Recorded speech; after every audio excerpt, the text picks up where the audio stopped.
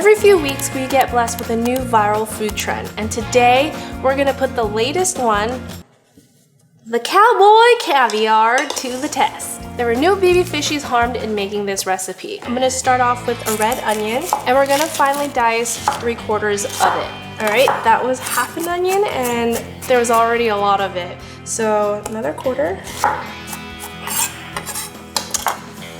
That burn. And now she calls for 4 bell peppers, 1 in each color. Unfortunately, I was only able to find a red, green, and orange. I'm missing the yellow one, but I also feel like that's a lot. So right off the bat, this recipe requires lots and lots of chopping, and you're chopping them up pretty small.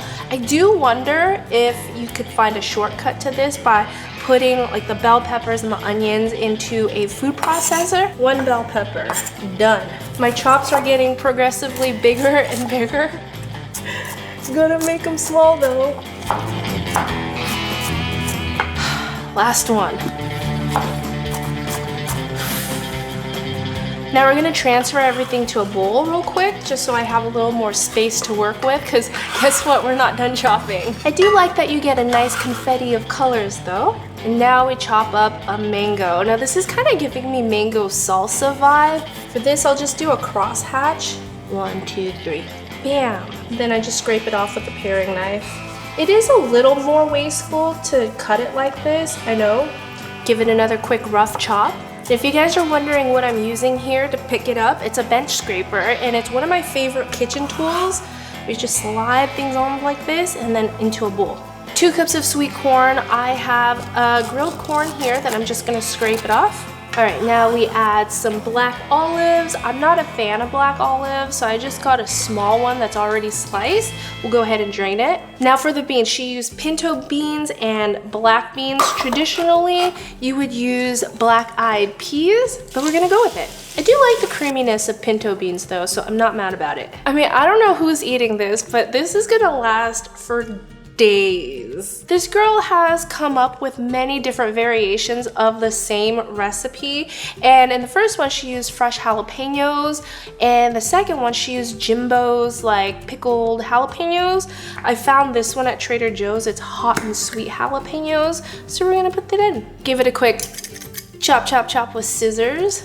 Probably don't want a whole mouthful of these jalapeños. And while we're at it, let's chop up the olives. We're not even done yet, guys. There's more going into this salad. 2 avocados, the whole thing of feta cheese. I'm gonna add cilantro because I love it. And then we make a dressing. We have 3 limes that go into the bowl, 1/2 cup of olive oil, 1/4 cup of white wine vinegar on top of the lime. This is gonna be sour. 3 to 4 tablespoons of taco seasoning, which is optional. I'm gonna go for 3. 2 to 4 tablespoons of spicy honey. I found this hot honey here. And then she also calls for 3 tablespoons of sugar or to taste, then salt and pepper to taste. Give it a mix, mix, mix. To give it a quick taste. I thought it was gonna be a lot more sour than it actually is. It's pretty balanced actually with the honey and the sugar. All right, I'm gonna stop. That's a lot of dressing. Give it a toss.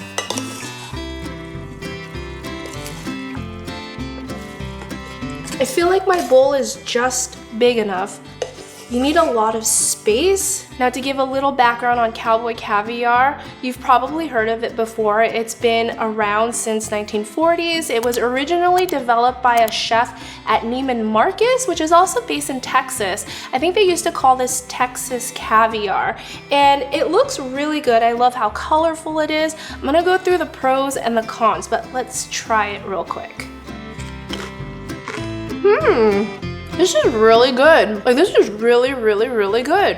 I quite enjoy it. For some reason, it just really works. You get the spiciness from the hot honey and also that like hot and sweet jalapeno. There's lots of really fresh vegetables in here. So for a crowd, this is the healthier option that you could go for rather than the typical like mayo-based dips that you get. I can see this being paired with something a lot more substantial. For example, like a shrimp taco with a side of this would be so money. The cons. Honestly, I don't have any cons other than the fact that it could get quite costly. Like this altogether for me cost me over $30, which is kind of a lot. If you guys like this put to the test video, check out my Jennifer Aniston salad one, and welcome to my new kitchen. I'll be here for at least a year, so come on back soon.